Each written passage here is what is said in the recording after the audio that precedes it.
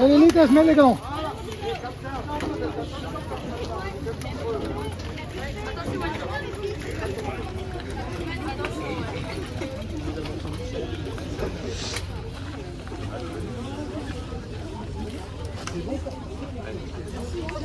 Voilà, on attend donc le feu vert des arbitres. Voilà, et on va libérer donc les concurrents U13 pour l'ultime épreuve de l'après-midi. Voilà, donc 2 tours à effectuer. On attend donc le feu vert des officiels. Départ dans 2 minutes.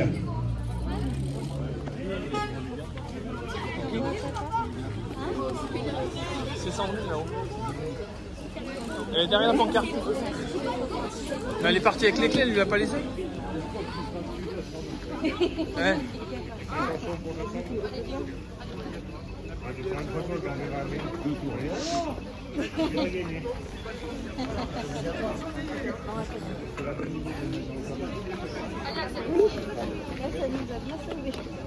Voilà, donc on a 5 féminines de départ avec Emma Kolenic du Vélosport Molusonnet. On retrouve également donc Salomé Grossier, Madeleine Alouette, également donc Adia D'Agostin et Chenda Salm. Voilà donc nos 5 féminines de départ. Je crois qu'on peut les applaudir bien fort, amis publics. Voilà donc nos féminines au départ dans cette catégorie des U13.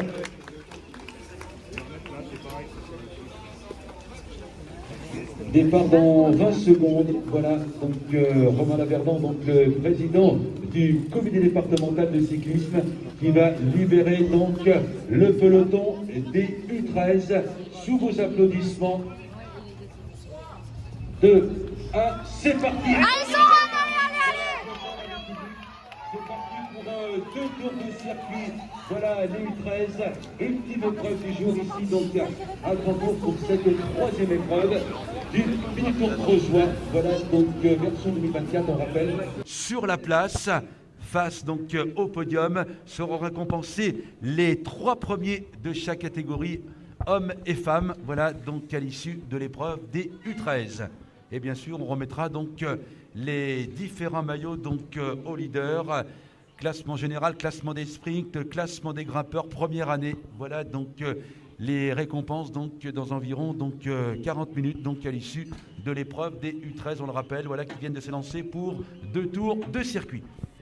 Oui, c'est ça, on voit déjà justement que, comme je le disais tout à l'heure, quelques coureurs qui sont lâchés. On a notamment vu en vrac passer le dossard 195 Constant Sauton de l'Avenir Cycliste Dunois, qui est passé tout à l'heure. Ici on voit encore quelques coureurs qui sont distancés, notamment ce coureur qu'on peut voir ici, le dossard 191 Arthur Monteil de Tulle Cyclisme Compétition, qui est légèrement en difficulté dans ce faux plat et qui est décroché par le peloton.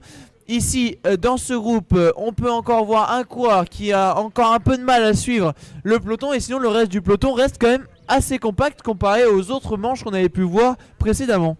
Voilà, effectivement, donc et puis en plus, bon, ce qui n'avantage pas donc les minots là, c'est que ça commence par un gros faux plat, donc forcément la sélection s'opère. Voilà, on va donc basculer au sommet donc de cette première difficulté, et ensuite donc un peu de descente, un virage à gauche, la difficulté donc du parcours, et ensuite la longue descente qui ramène les concurrents vers le Grand-Bourg. On avait donc un gros peloton également donc au départ. Voilà donc 48 concurrents donc au départ, voilà donc de cette épreuve U13. Voilà, on aperçoit actuellement donc les concurrents donc sur l'écran. Voilà, avec là aussi donc une sélection donc qui s'opère par l'arrière. Voilà, il y en a un petit peu partout, donc comme dans le jargon. C'est bon la tablette ? Ouais, c'est parfait. Alors qu'ici on voit notamment le dossard 184 pour Conda qui se bat pour essayer de rester dans les roues. Il s'agit de Simon Bourg dans la catégorie DU13. Devant, on a aussi le dossard 186 qu'on voit ici, et c'est d'Evan Chanu du Vélosport Molusonnet, ainsi que le dossard numéro 162. Il s'agit de Emma Kolenic qui porte le maillot de meilleure féminine, que l'on voit ici en train, une belle attaque hein. D'ailleurs dans ce groupe de coureurs lâchés, on a une très belle attaque et Emma Koenig qui se laisse pas faire et qui rentre dans la roue au train avec un autre coureur du VS Montluçon. Il s'agit du dossard 186, Evan Chanu, qui reste justement dans la roue de ce coureur en compagnie de Simon Bourg pour Conda, qui vont peut-être réussir à faire la jonction avec le groupe de tête.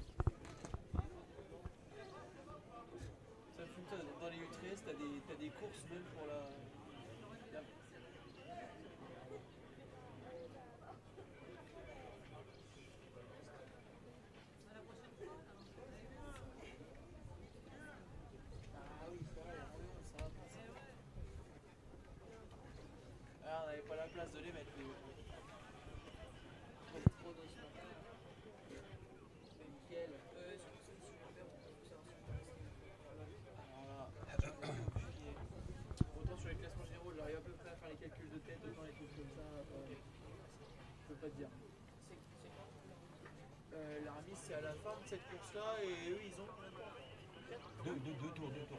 ça va être vite fait hein. Enfin, ils vont pas très vite mais ça devrait être vite fait quand même. Oui, c'est déjà pas mal hein.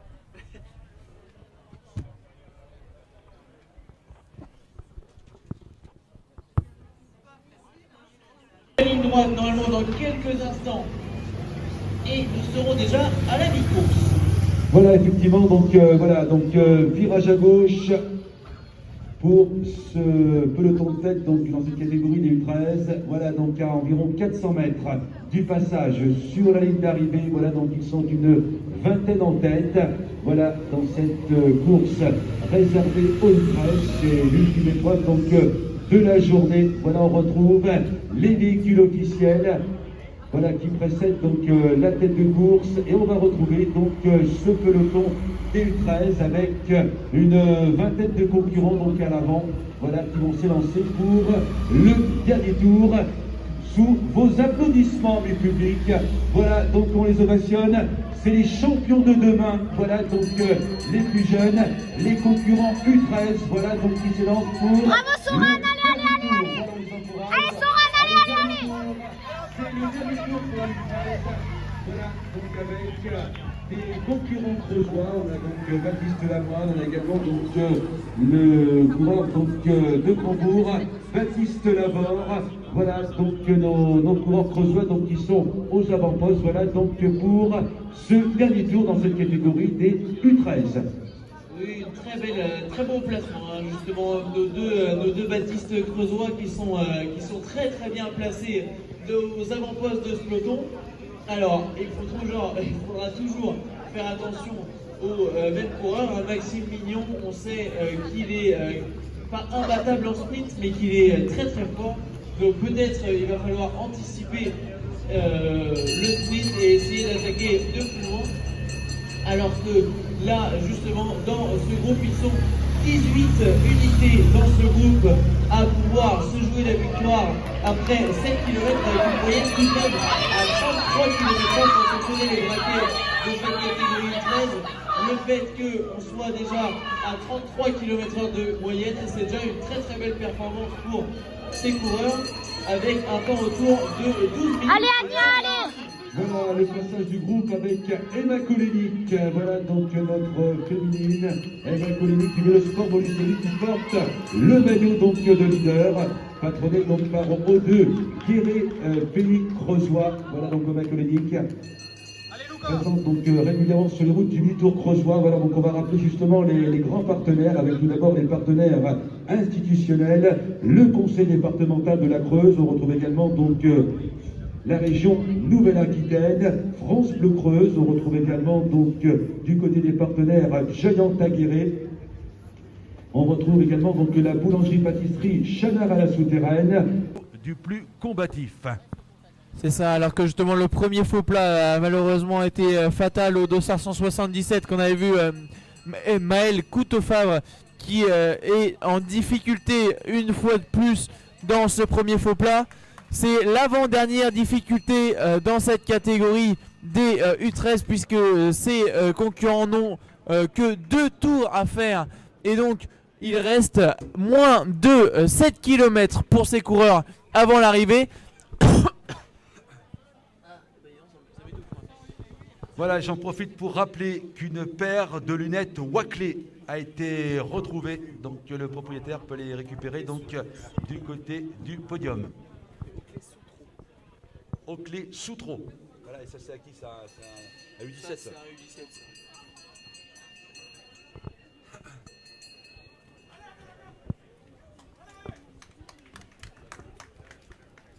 Voilà, avec le dossard numéro 8.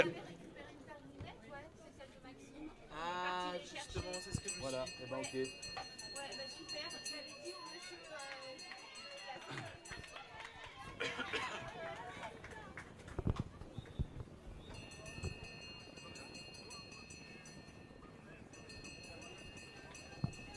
Alors qu'ici on a une vue sur la tête de la course, on n'a plus qu'un groupe de 5 coureurs avec notamment le porteur du maillot de meilleur creusois. Il s'agit de Baptiste Lamoine du CC Marsaevo. On a en l'avant, on a également comment il s'appelle J'ai perdu. Maxime Mignon qui serait présent aussi à l'avant, le dossard qu'on voit ici. On voit aussi le dossard 165 qui est aussi présent ici dans cette échappée. Il s'agit de Gabin Chanconi. En présence du dossard 157 également, il s'agit de Enzo Duverger. Mais le second groupe n'est vraiment pas loin avec notamment le dossard 161, Hugo Solnom qui fait l'effort, ainsi que le champion de Creuse Baptiste Lavore en queue de ce groupe, qui va essayer d'effectuer la jonction. Nous sommes actuellement à moins de 4 km de l'arrivée et nous entrons dans la dernière difficulté, le dernier faux plat, mis à part celle de l'arrivée. C'est la dernière difficulté où on peut faire des différences dans cette catégorie U13. À voir justement si un coureur peut réussir à se détacher ou si, comme les 2 premières manches de ce mini tour creusois 2024, cette course U13 va se finir au sprint, comme ça a déjà été le cas à Bona et à Fressines. Alors on voit justement le peloton qui occupe toute la largeur de la route ici, qui devrait tourner à gauche. Dans quelques instants, on voit que ça quand même accélère. Là on a des virages qui n'étaient pas les mêmes qu'au même endroit tout à l'heure. On va tourner à gauche dans une petite centaine de mètres pour pouvoir entamer la côte. Et alors là, on va aller essayer de voir si via nos images de caméra, on arrive à voir quelques attaques. Et sinon, on le découvrira avec la caméra de la ligne où on verra les coureurs arriver au bout de cette ligne courbe d'ailleurs, d'arriver avec justement ce léger faux plat qui peut permettre de faire des différences. Voilà donc les U13 dans les tout derniers mètres. On va demander au public donc de les ovationner donc au passage. C'est l'arrivée dans quelques secondes. Voilà, on voit donc que les premiers coureurs donc commencent donc à préparer leur sprint. Voilà donc l'arrivée dans un court instant. Le sprint est lancé. Voilà donc pour cette catégorie des U13. C'est l'arrivée donc on les ovationne. Merlin Russell, voilà, qui va s'imposer. Voilà donc le sociétaire de l'UV-Poitiers, Merlin Russell, qui s'impose. Voilà, Merlin Russell donc qui s'impose devant Maxime Mignon, me semble-t-il, de l'avenir cycliste de QC. Voilà, non, c'est Maxime Mignon donc qui est... Voilà, Merlin Russell, Maxime Mignon et Baptiste Lamoine du CC Marsaevo qui termine 3e. Voilà, mon cher Robin, l'arrivée des U13. Oui, c'est ça, une très belle place de Marin Gracio qui rentre comme étant le premier U13 avec une belle 6e place devant Hugo Solnom, le porteur du maillot qui lui termine à la 9e place. Alors à voir justement si les différents classements vont changer. Un classement qui ne changera pas, c'est celui du meilleur creusois, puisque Baptiste Lamoine portait ce maillot et il finit 3e et meilleur creusois aujourd'hui. Donc il le gardera assurément lors de la prochaine manche. Les autres classements, rien n'est sûr, même si normalement, sauf erreur, Maxime Mignon devrait garder son maillot de leader, puisqu'il, même s'il ne gagne pas, il parvient quand même à faire une belle seconde place. Ce qui fait quand même 3 participations sur 3 manches de ce mini-tour 2024 pour 3 podiums. Donc c'est quand même une très très belle performance.